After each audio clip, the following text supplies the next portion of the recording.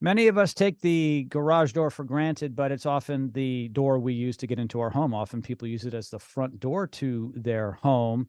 And every once in a while, we look at it saying, I wonder if it's time to replace the door. So I've asked garage door expert Alex Dalton from Eco Garage Doors to join me here on the radio program to talk about that. Alex, how are you? I'm doing good. Thanks for having me here, Joe.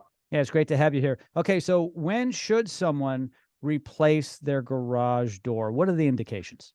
I could think of a million reasons off the top of my head.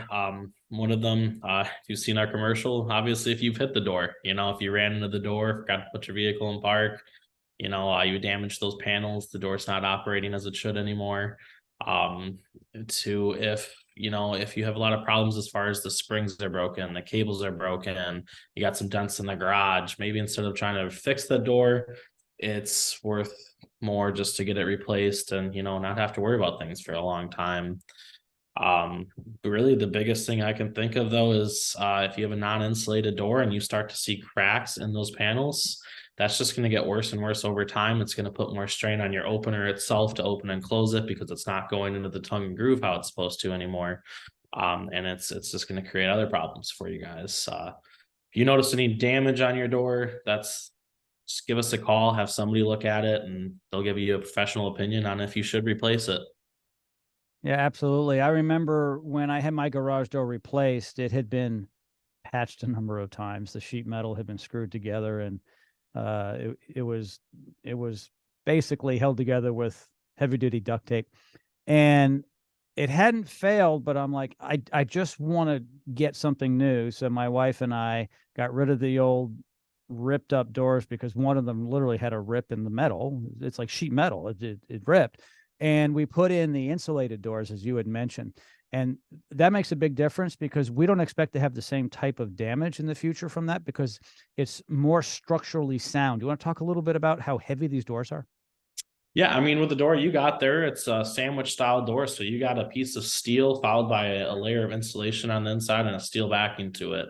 That sandwich style construction compared to just a single sheet of steel with no insulation, no steel backing, it's going to give you a heck of a long life there. It's going to open and close a lot smoother. It's going to be quieter because it's not rattling around as much.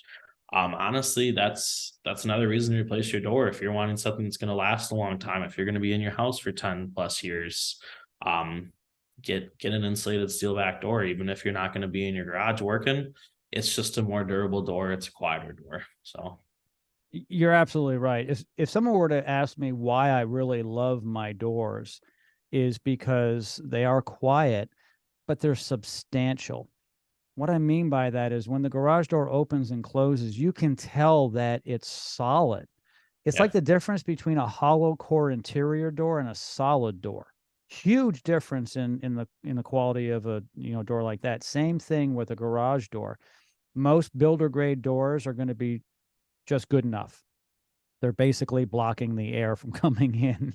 I mean, honestly, if you kick on them hard enough, you'll break through it. It'll be a lot harder to break into mine. I'll be honest with you.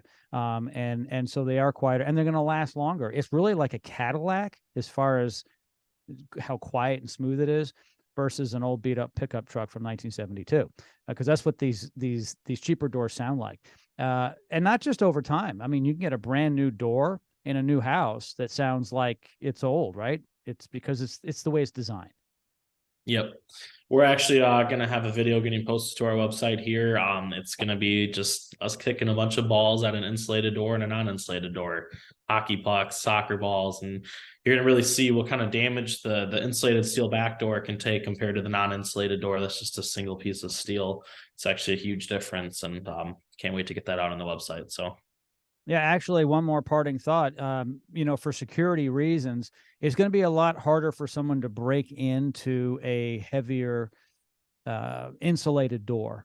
Like I said, if you kick hard enough, those basic doors you'll eventually get into. And certainly, if someone wants to hit it with their Jeep, they'll go right through it, literally, with probably minimal damage to the vehicle and certainly a lot of damage to the door.